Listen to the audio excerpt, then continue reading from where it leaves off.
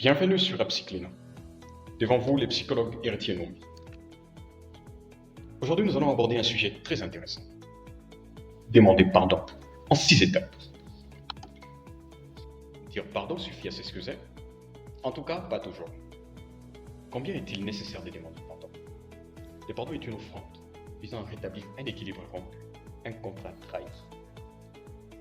Pendant la journée, il peut se faire que nous puissions avoir des réactions telles que des mots blessants, des oublis vexants, des erreurs et des fautes lourdes de conséquences. Dans la vie de chaque jour, offre mille et une occasions de fauter, et c'est là par action ou par omission. S'excuser est le minimum requis à la portée de tous. Bien s'excuser exige en revanche un certain savoir-faire. Quelques mots ne suffisent pas, car il existe différentes étapes qui permettent de réparer la faute ou la blessure subie. En 2016, Roy Lewicki, professeur émérite de l'université Columbus à Ohio, a mené une expérimentation sur 755 personnes. Le thème était que quelles excuses sont vraiment réparatrices?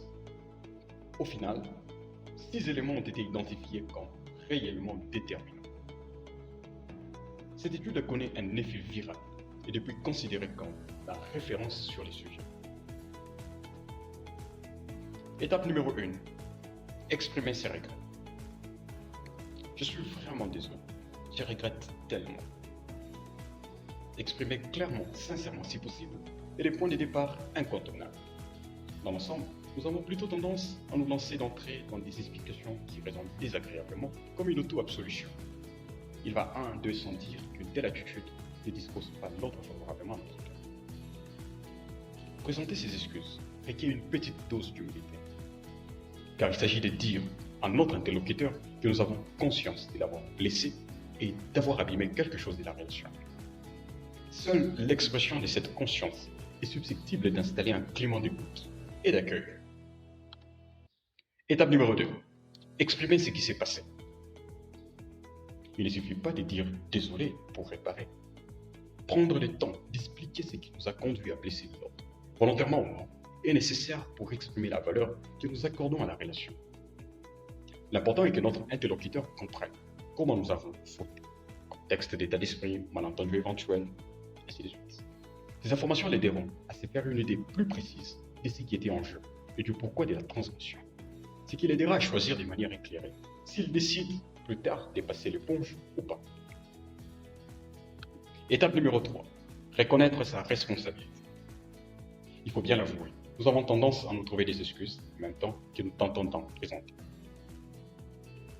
Ce n'est ni très honnête, ni très productif. Reconnaître notre responsabilité, sans chercher à s'affranchir, est le minimum que nous puissions faire lorsque nous avons franchi la ligne jaune. On peut blesser sans avoir l'intention, mais la blessure provient toujours d'une cause réelle. Ou bien un événement n'est évidemment pas intentionnel. Étape numéro 4. Dire ce que l'on ressent. Une fois les regrets exprimés, les faits rappelés et notre responsabilité admise, place au ressenti. Il est essentiel que nous disions à l'autre ce que nous ressentons. Culpabilité, gêne, regret, honte.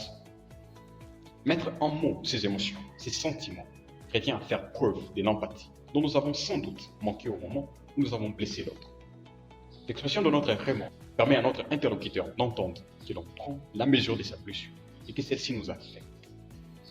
Ce qui en soi peut déjà être réparateur pour l'autre. Étape numéro 5. Proposer une réparation.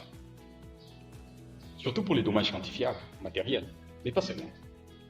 Il est possible de demander à l'autre comment on pourrait se rattraper, se racheter ou adoucir la blessure que l'on a causée. Il ne s'agit évidemment pas d'acheter sa paix ou de s'acheter une bonne conscience, mais de proposer de réparer de la manière qui conviendrait à l'autre. Étape numéro 6. Demander pardon. Dernière étape du parcours, du bien s'excuser, est la demande de pardon, qui exige autant d'humilité que de sincérité. Rappelez-vous que le pardon est une offrande visant à rétablir un équilibre rompu. Mais libre à la personne qui a été lésée de l'accorder ou pas. Il faut l'accepter. On a trop souvent tendance à croire que le simple fait d'exprimer entraîne le consentement de l'autre. C'est oublier que le refus de pardonner est parfois la seule manière de se réparer.